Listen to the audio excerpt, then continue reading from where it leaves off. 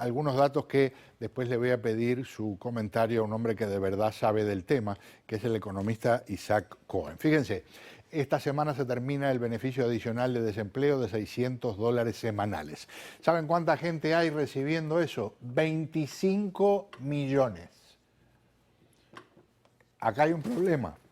Uno para la familia, el capítulo obvio de que dejarían de percibir ese ingreso. El otro para la economía.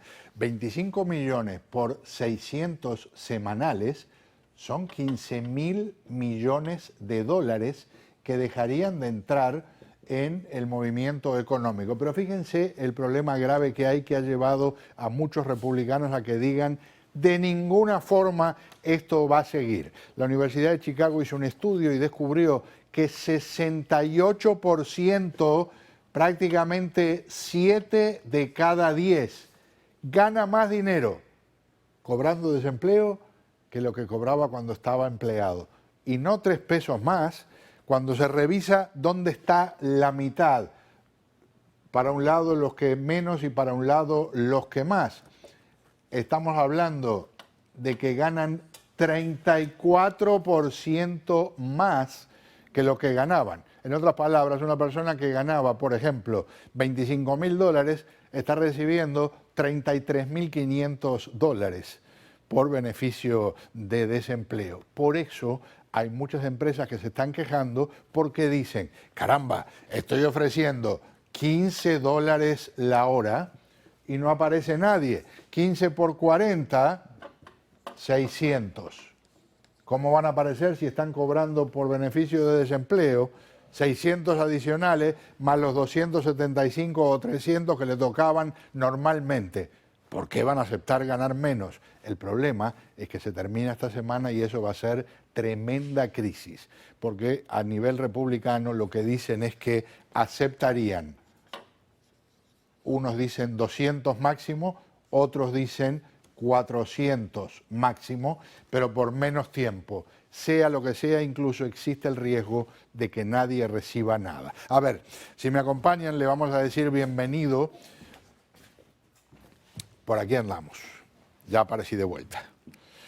Al economista Isaac Cohen, un caballero que, aparte de ser un profesional de primerísimo nivel, es precisamente eso, un gran caballero. Y le agradezco mucho que nos acompañe. El señor Cohen tiene muchos años, pese a su juventud espiritual, lidiando con lo que es la economía internacional y a nivel local. Le digo bienvenido, gracias por acompañarme, señor. Un placer, como siempre, Pedro. Un gusto. Muchas gracias. Aquí está el problema de, bueno, es natural que si se les está dando más que lo que recibían, no salgan a buscar empleo, pero al cortarse esa corriente de billetes a los bolsillos, esto va a ser un desastre el mes que viene. Bueno, si se termina esto, pues sí, efectivamente, muchas familias van a sufrir consecuencias. Como tú dices, son 25 millones de personas que están cobrando seguro de desempleo y esas personas pues van a sufrir una merma en su ingreso de no aprobarse una renovación del programa. Ahora, una anotación pequeña, Pedro, sobre por qué esto ofrece un sobresueldo para las personas. Venga. El propósito de eso era lograr que las personas se quedaran en casa, porque cuando se cerró la economía, la idea era que nadie se fuera para la calle, que se quedara en la casa. Entonces el sobresueldo tenía el propósito de decirle a la gente: mire, no se preocupe usted, aquí va a haber un sobresueldo para que usted tranquilo se quede en casa. Cuando los soldados van a la guerra se les paga un sueldo.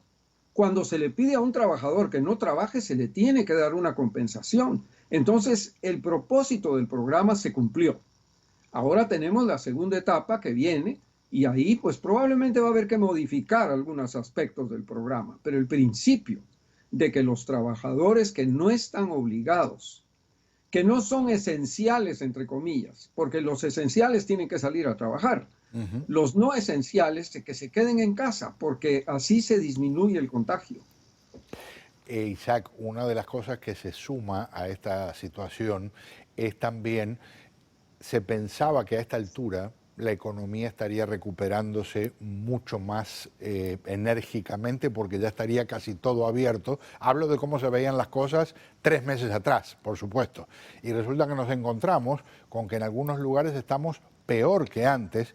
Ejemplo Florida, ejemplo Texas, ejemplo California. Entonces, estamos hablando de una forma de la triste, esa denominación de tormenta perfecta, en que en agosto se puede encontrar menos ingresos, menos oportunidades de empleo y tal vez cierre de economía en algunos lugares. Efectivamente está ocurriendo, porque lo que pasó es que unos estados lograron controlar la pandemia antes y los otros como que se confiaron y ahora lo que tenemos es múltiples cierres en diversos estados, pero múltiples aperturas también. Y las aperturas lo que están haciendo es aumentar el número de casos de contagio. Entonces, estos estados que mencionaste, además de Arizona, tienen este problema de que abrieron demasiado temprano. Entonces, ahora van a tener que volver a cerrar para volver a aplanar la curva, como se dice, y de empezar de nuevo a un proceso gradual de apertura. Aquí vienen problemas muy serios. Uno de ellos es las escuelas. ¿Qué hacemos con las escuelas? Los padres de familia que tienen niños no pueden salir a trabajar si no mandan sus hijos a las escuelas. Los maestros que son de cierta edad, como yo, pues tienen preocupación de irse a las escuelas porque los pueden contagiar. Y las personas como yo somos de alto riesgo. Entonces hay preocupación de que los maestros no estén disponibles para prestar sus servicios. Estamos frente a dificultades muy, muy serias. Y yo creo que vamos a tener que hacer un esfuerzo muy grande para tratar de llevar esto a una situación en donde se baje el contagio, se disminuya la presión sobre los hospitales y de nuevo empezar a abrir gradualmente para ir progresando en contra de la pandemia.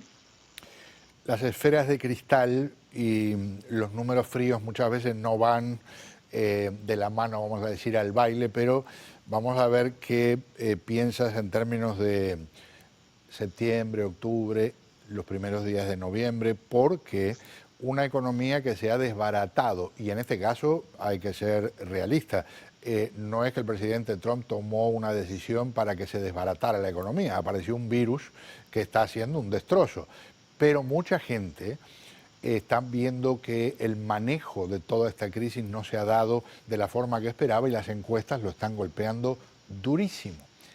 ¿Qué ves realista en el correr de estos próximos 3 meses? Yo creo que vamos a tener más o menos una tasa de desempleo por encima del 10% hacia final de año. A la altura de noviembre, el desempleo va a seguir en 2 dígitos. Esta ilusión de que teníamos una vez chica a partir de julio o agosto, estamos viendo que no, que era una ilusión, la verdad. Y esto pues afecta las perspectivas del presidente, porque la reelección de alguien con 2 dígitos de desempleo, con todo respeto, yo creo que está muy en duda. Y eso es lo que estamos viendo ahora con las encuestas. Las encuestas empiezan a revelar, como muy bien lo dijiste, que el manejo de la pandemia es lo que le está costando la reelección al presidente. Un gran abrazo, muchísimas gracias por acompañarme, Isaac. Como siempre, Pedro, un gusto. Igualmente, igualmente. El economista Isaac Cohen con nosotros.